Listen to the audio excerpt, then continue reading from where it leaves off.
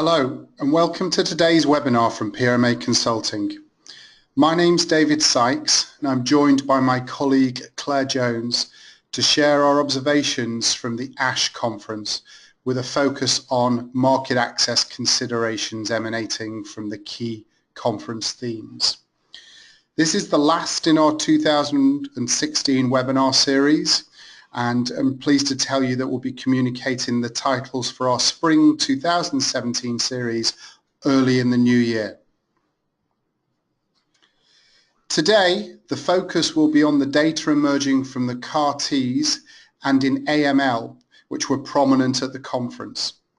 We will highlight the key data supporting the CAR-Ts and outline some of the challenges and opportunities that exist for manufacturers. At ASH, there was more scientific work published in AML than in any other therapy area. Outcomes, as we know, are dire in this indication, with very little innovation having reached the market for the last 30 years. Thankfully, this is soon to change, and it promises to be an exciting time for patients and clinicians, as we can anticipate a number of potentially important approvals in the next 24 to 36 months. This in itself creates challenges for manufacturers as they begin to think through how they achieve successful market access in a rapidly evolving landscape. We'll explore some of these issues later on in the webinar. At the end of the presentation, we'll have time for questions. Please type your question in the lower box on the dash panel as illustrated in this slide.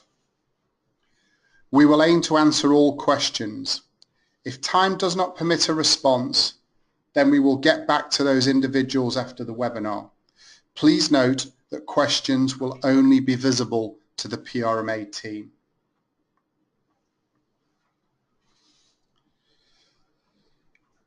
We've developed these webinars on the back of our extensive experience at PRMA Consulting in oncology. You can see from this slide the number of indications we've worked on in the last 5 years, broadly split between solid indications and hemato oncology indications. As I mentioned, this webinar is the last in our 2016 series, and this slide presents the recent webinars that we've published this year, which have touched on topics ranging from the emerging roles of value frameworks in oncology to early learnings from HTAs for anti-PD-1s. Now to ASH. This word cloud shows the focus of the ASH meeting. And as I mentioned previously, we're going to focus on the CAR-Ts and AML. I would also like to draw your attention to MRD though. Minimal residual disease has started to play a role both as a prognostic and a surrogate in a couple of hem-onc tumours, including ALL. This conference really started to highlight the early work that is ongoing in other tumours such as CLL, AML and myeloma. This is a key area to watch moving forward as it has both significant access, value and evidence generation implications. I will now hand over to my colleague Claire Jones, who will take you through the story of the CAR-Ts at ASH and what we believe that means from a market access perspective. Thanks, David, and hello everybody.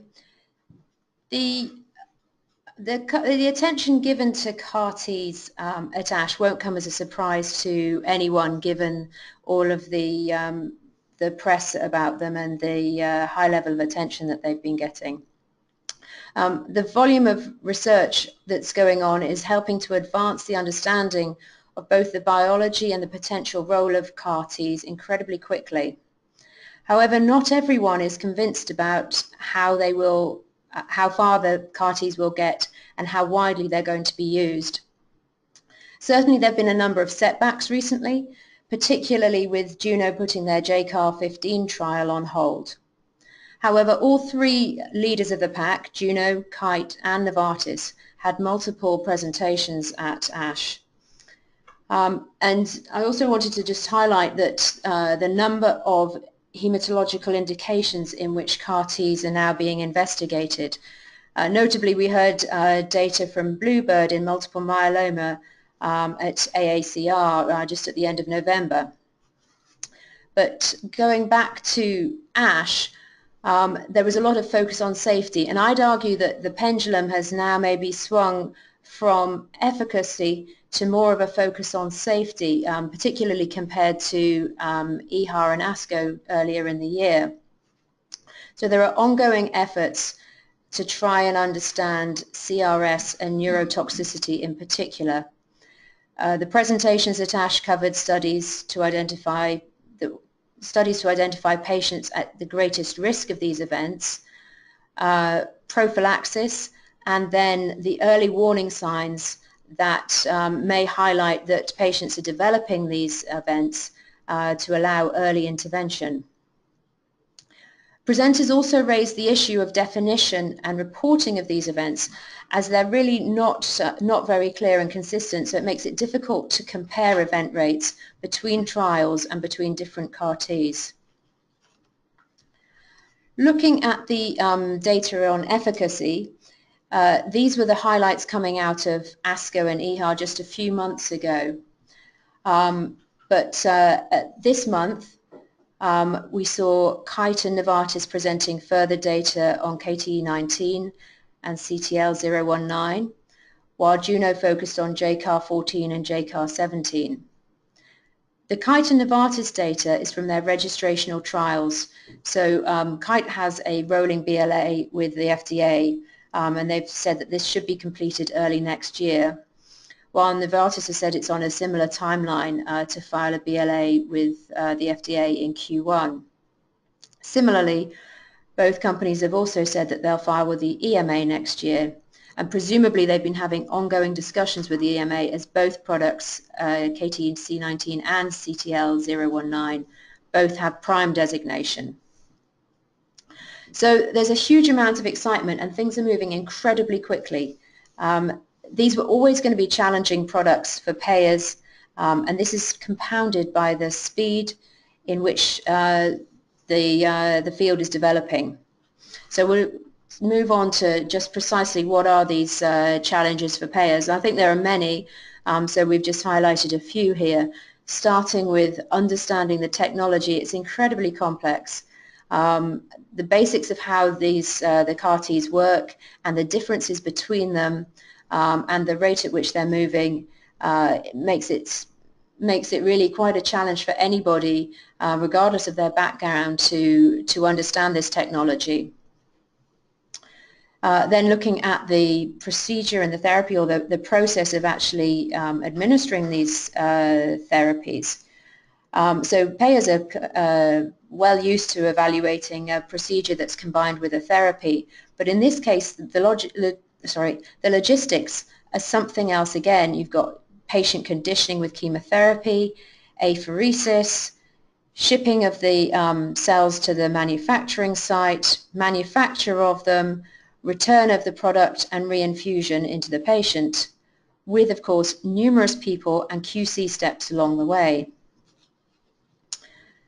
Then looking at the comparators, so none of the trials are head-to-head, and with good reason.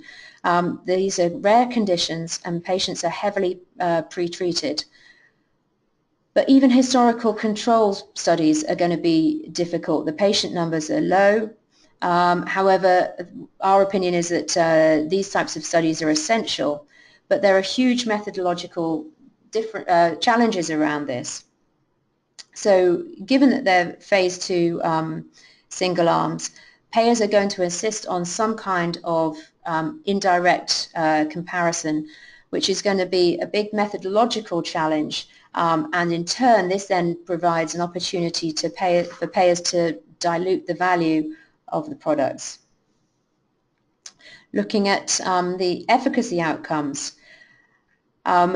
there are a number of different endpoints in the ongoing trials, usually overall response rate, which of course is fine. It's not what payers would like. They'd like to see overall survival, and some overall survival data will undoubtedly be available, although follow-up at this point is still limited I know it's gone out to many years in a few patients, but it's much more limited in the majority of patients who've had these products so far. Although response rates are incredibly high, there are a number of patients relapsing, and I don't know that the picture is entirely clear on how to predict who's going to respond. Certainly the persistence of the CAR T cells in the patient is a real area of focus, and to what extent that can predict relapse and the duration of response. Moving on to safety, which we've already touched on, this is undoubtedly going to be a key issue. I mean, it's certainly been pointed out that the alternatives for these patients are also highly risky. So SCT is risky, and the outcomes aren't certain there. There's a lot of adverse events there, but nevertheless, certainly CAR Ts, there have been a number of deaths in the studies, and it's something that the payers are going to be focusing on, not least because of the risks to the patients, but also the costs of intensive care for patients with neurotox or CRS. Then finally, on this side, looking at the affordability of these treatments. So we're talking about truly personalized medicines here, custom made for each patient. I mean, in the future, we may have CAR T cells off the shelf, but at the moment, each product is manufactured for each patient.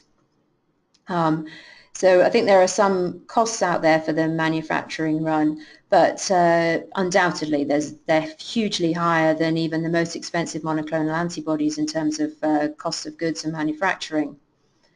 Furthermore, dosing is not clear, so we don't know how it's not going to be so easy to fix a price per dose. We don't know if there's a flat fixed number of cells going in per patient, or if it's cells per kilogram or split dosing. So even if we assume that pricing is worked out, and it's surely going to be well over $250,000 per patient, possibly $500,000. So the question is, how can this be affordable?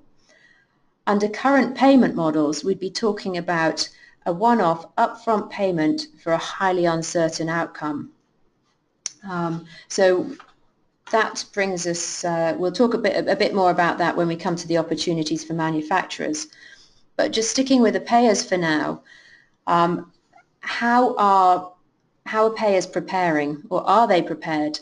So even at the regulator, with the regulators and the FDA and the EMA, there's still a lot of discussion about how these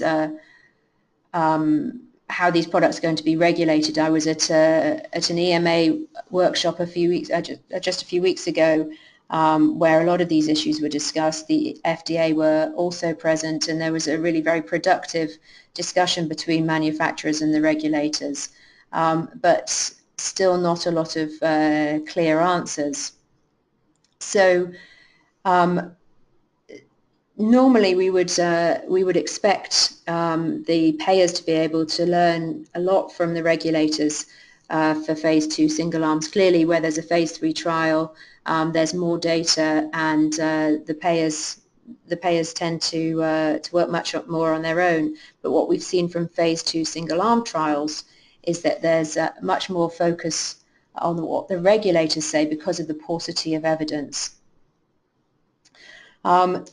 So the EMA's also got the PRIME program going on, which provides opportunities for manufacturers to go to the EMA for joint scientific advice, which will often involve the payers as well.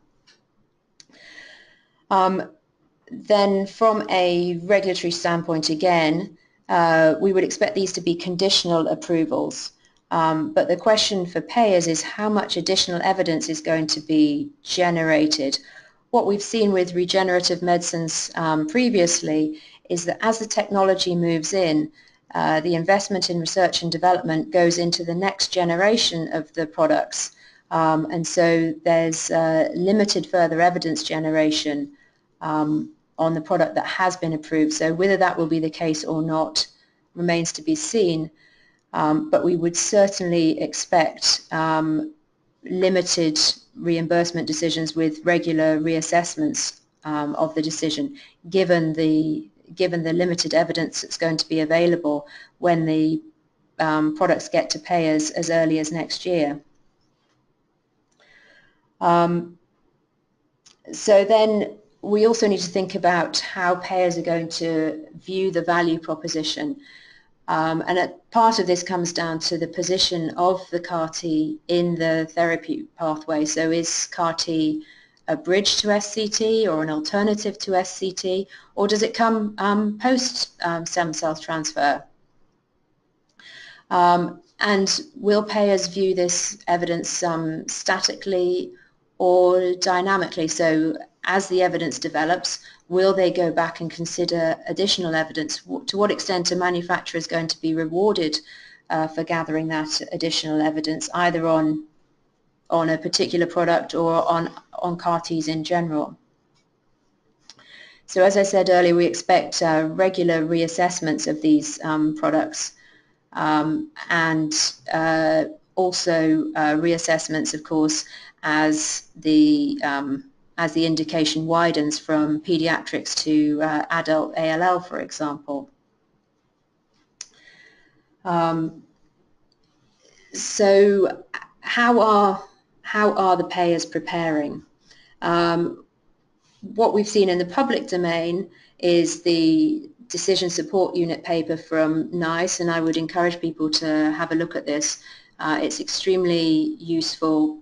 The DSUs looked at two alternative scenarios of whether CAR-Ts are a bridge to SCT or a potential cure, and looked at the uncertainty and the value of additional information. I'm sure many other payers are having discussions about how to handle this in other countries as well, but there's been much less published on this.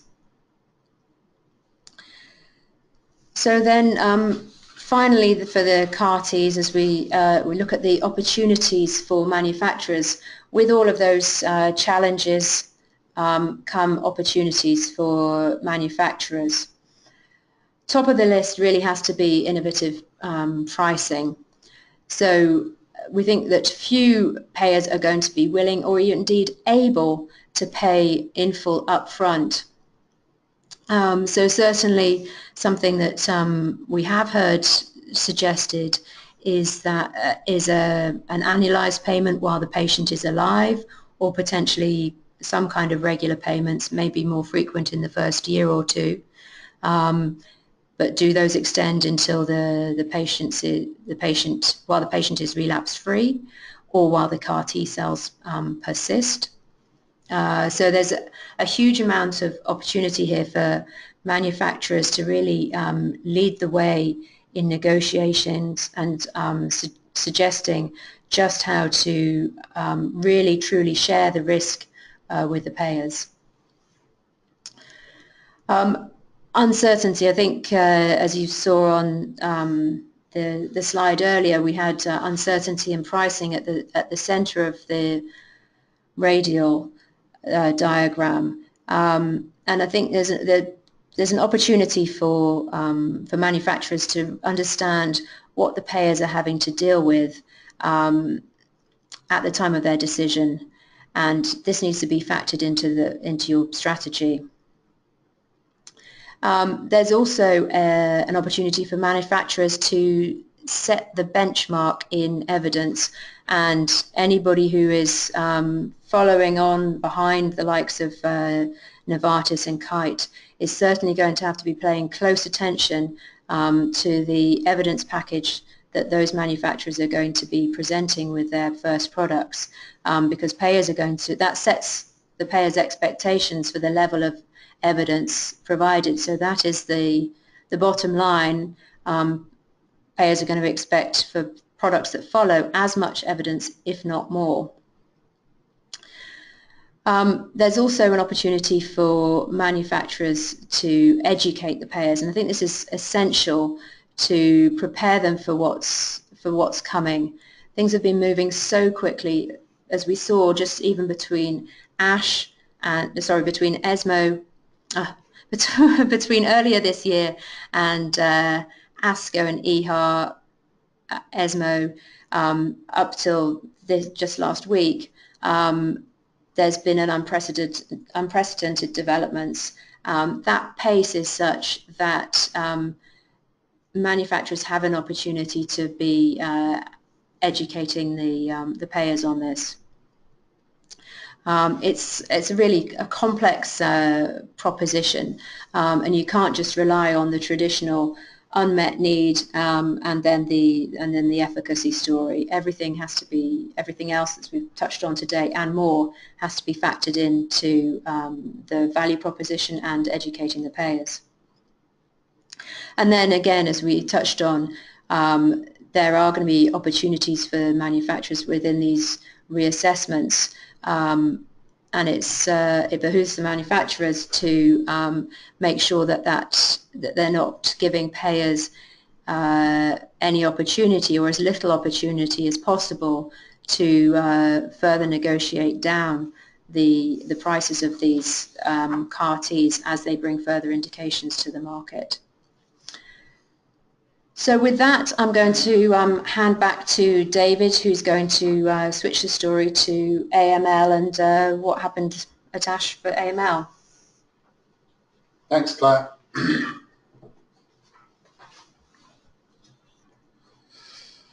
So as Claire mentioned, I'm just going to take you quickly through the AML story from ASH. As you can see from this slide here, which highlights the ESMO guidelines in AML, there's been limited innovation for the last 30 years in this indication. The prognosis is very poor, and ESMO recommends clinical trials for patients where possible. Azacitidine and decitabine are used in first-line AML. There's very little in relapsed refractory, and the Ara-C is the usual backbone in first-line, and there's differential doses around that, and that's important to remember as we go through a couple of the next slides. So again, a word cloud of the data presented at ASH, and you can see here quite a number of different drugs that were highlighted throughout the conference, just talking to the amount of activity that's going on in this area. If you did a word search on the ASH website, you'd come up with 716 hits for AML, and the second most published tumour after was multiple myeloma with 510 hits. The interesting thing as we're thinking through where AML is going is that recently a number of genetic mutations have been identified, and these are starting to move through in the way trials are designed and stratified. And you can see FLT3, IDH1, IDH2, TP53 are some of the key areas where drugs are in development. And this obviously has implications from an access perspective moving forward. Interestingly, we have limited experience from a HTA perspective in AML. There's been mixed feedback from HTA agencies on azacitidine and decitabine in AML, so limited analogues that we can draw from. But I think you'd recognise that certainly there are a couple of other areas where we anticipate there are significant learnings to be generated. With these genetic mutations being identified and with development programs focusing on these genetic mutations, we could very quickly see a situation where there's 3 or 4 key mutations driving regulatory approvals an HTA submission, HTA requests over the next 2 to 3 years as well. So it may well be that non-small cell lung cancer is an interesting analogue where we've seen the proliferation of markers such as EGFR, KRAS, ALK and ROS1 over the last few years as well, and that started to really influence the way reimbursement agencies are segmenting the patient population. And we've obviously seen or seeing today the experience from myeloma, which is another rapidly evolving landscape where 4 or 5 agents with slightly different efficacy and safety profiles are coming through, and that's creating different challenges for payers as they think about issues around sequencing and trading off value and price and access around those different agents. One of the things I wanted to highlight is, as we've looked at the data that was presented at ASH and a quick review of the ongoing pivotal studies in AML, this slide highlights the primary endpoints and secondary endpoints and patient populations that are identified in those trial development programs. And no surprises to know that as a primary endpoint, OS is high on the list there, accompanied with CR, EFS and RFS. As you know, there are some nuances around OS depending on which line of therapy, and there are some complexities around subsequent treatment, etc., in AML that we'll talk about a bit later. Some interesting secondary endpoints, though, from a value perspective. Transplantation rate, 30-60-day mortality rate, OS as well as QOL, and then others which may have perhaps more of a regulatory value as opposed to a payer value, specifically CR or a composite of CR, and also potentially PFS, which has less relevance certainly in AML as it stands today. Patient populations are split according to first-line relapse refractory and also mutation status. And also ASCT history, fitness and age are big drivers within the natural history of AML and prognostic in value. So as we think through what that means from an AML perspective for manufacturers who are developing assets there, and if you start to think through what you're going to need to be thinking about moving forward, we've identified 4 key areas here. Not mutually exhaustive, but 4 key areas that we wanted to highlight in a bit more detail. The first one relates to demonstrating incremental benefit, and there's a lot of heterogeneity in AML treatment protocols and regimens, which include lots of different combinations, low dose, high dose Ara-C, etc., plus minus AZA, plus minus decitabine as well. So for the purposes of developing a product for HTA, you've got to really be thinking through those key standards of care and what incremental benefit actually looks like. We've seen marginal gains in some of the assets that have been recently published. So payers are now looking at step change as the norm. So it's going to be very challenging for somebody to come through with marginal benefit in this area. Albeit there's been nothing there, the expectation is people are looking for 3 to 4 month plus OS benefit. And we saw with the phase 2 data for Glasdegib at ASH that there was an approximate 4-month improvement in OS data, albeit in a phase 2 data set, but encouraging. The modelling and ITC then falls out of that because there's challenges around the comparators with the Ara-C dosing. Is FLAG-IDA an appropriate comparator according to country?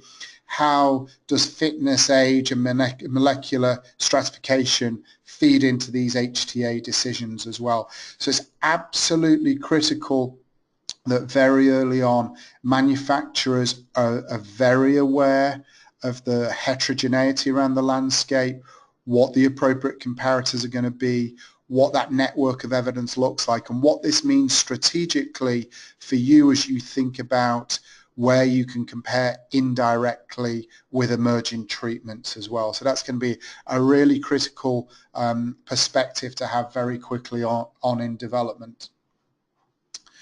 Lack of support in data because we've had so little precedent in this area makes it very challenging for companies as well. So companies are going to have a significant appetite to invest in generation of de novo evidence around cost, around HRU, around quality of life, because there's very little information that can be used from the literature. So that has a significant investment implication, as I say.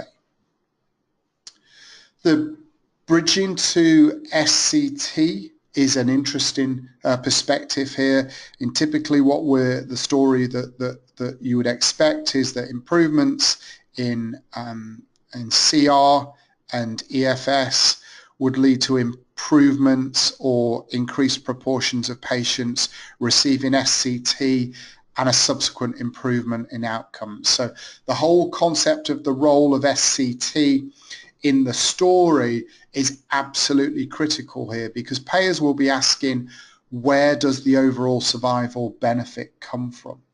So that opens up a number of different questions from a manufacturer perspective in terms of the patient populations you're enrolling in the trial. So should it be those not eligible for SCT? Should it be post-SCT? Should it be a bridge to SCT, etc., etc.?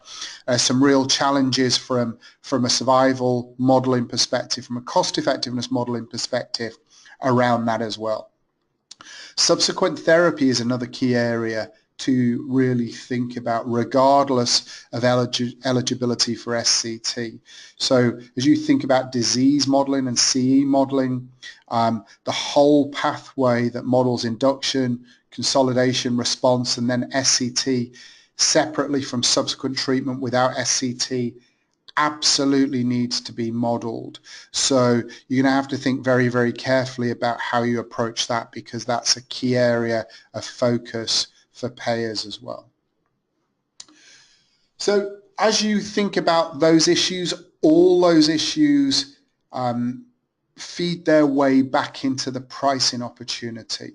And you know, the low intermediate dose cytarabine, which is the backbone for a number of these new drugs, has very low list price. So you know, for pricing aspirations to be met, you're going to have to really think about the magnitude of benefit that your product's going to be bringing, and also the significant investment that's going to be needed to really support the value of this in the context of all the issues that we've raised before.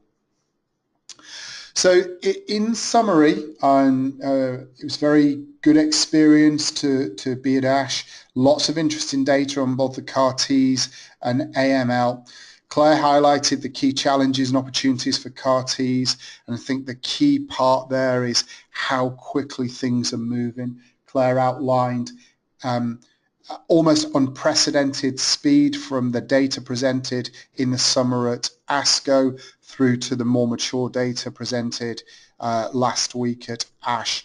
And that has significant implications allied to the complexity of this process for payers as well, because inherently conservative, slow-moving groups, so they're going to be really challenged to understand this properly and to be able to allocate the relevant level of value there. AML, very exciting times for patients and clinicians, lots of innovation, potential innovation moving forward.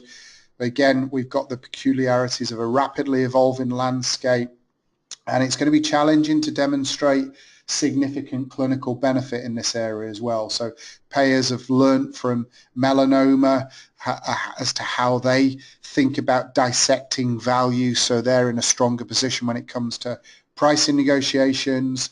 But I would encourage you to look at non-small cell lung cancer and myeloma for potential insights as to how you can take learnings into your AML experience. So there are a number of key considerations specific to AML and the rapidly evolving landscape that we've taken you through. And again, there are multiple opportunities and challenges for manufacturers, but a lot of complexity to cut through, a lot of investment in evidence and thinking required there to really make sure you're taking your product to market in an optimum state. So with that, I'm going to pause now and open up for questions. The first question is a fairly straightforward one, which I'll take. What is PRIME? Apologies for not explaining that. For those who aren't familiar with it, it's a scheme that the European Medicines Agency has launched to accelerate assessments where there's a particularly high unmet need within a disease. So Kite's product, Kite's CAR-T was one of the first products awarded PRIME status, and now there are several others, about 5 I think in oncology, including CTL-019 from Novartis, and then ranging through to I think products for treatment of Zika virus and things like this, or Ebola. So there's a wide range of products, but the key thing is that it allows much more discussion with the EMA to be taking place prior to the submission.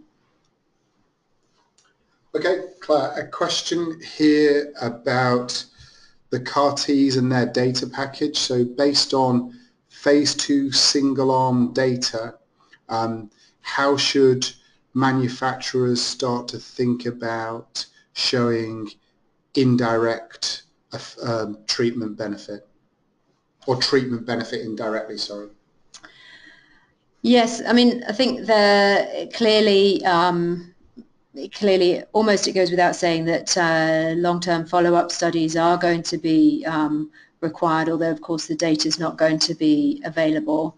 But also looking at outcomes in other for patients treated with other therapies. So looking at their natural history and historical control studies potentially. Those are challenging, as I indicated, because of the limited number of patients, but certainly, for example, Kite are running Scholar-1. So I think it is about looking to see what's feasible, and as always, trying to do things the way that the payers would like to see, and explaining to them why you can't do things that way, and then looking for alternatives with a very clear and careful justification for what can reasonably be achieved in these indirect comparisons. Okay. Another question for you, Claire. Can you please give more information on the NICE position paper that you recommend? Yes, if you go to the decision support unit page, and it's if you Google decision support unit NICE, and in fact we can send out a link to it after the webinar when we send out the recording. The decision support unit has really gone into a lot of detail looking at the different scenarios. So specifically looking at pediatric ALL, as I understand it, and whether that is a bridge to therapy, a bridge to SCT or a cure, and the ICEs associated with those two different scenarios, assuming some price points. And then they've also looked at the value of generating additional evidence as well. So we'll send out the link, but I would encourage people to look at that. Yeah. Just a quick question about venetoclax as well. Was there any update on that. There was some early data there, but perhaps people have seen that they received EU approval, CHMP approval for CLL with 17p deletion yesterday as well. So a question about reassessments. You talked about reassessments, Claire. So can we expand a bit more about where we believe payers are going to take this in the context of the launch indication? Yeah, so we don't know for sure, but we would expect the regulatory approval, starting there, to be a conditional approval. So that means that the manufacturers are obliged to provide additional evidence. So there are already mechanisms in place for further assessments. So, for example, under the Cancer Drugs Fund from NICE, there is a decision, and then there's already built in a potential for further assessment.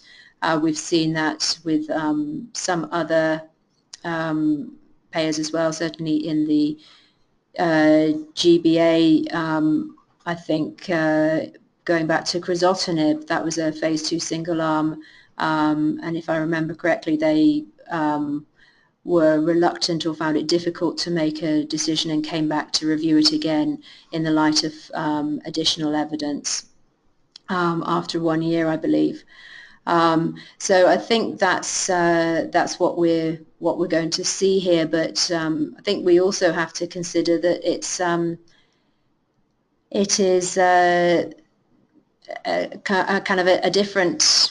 I hesitate to use the expression paradigm shift, but we're looking at uncertain times, and who knows how these products are going to be evaluated. So it could be that we're seeing far more regular reassessments than we've seen before. Yeah, and I think we've seen that in high-profile indications such as HCV, in melanoma as well, where those reassessments come quite frequently with requests for data, and obviously it's an opportunity again for payers to really dilute value and renegotiate price as well. So I think you can anticipate that they will be fairly aggressive around that as well. We've reached the time, so we'd like to thank you for your attention. If there are any further questions, please feel free to drop us a note. Thank you very much.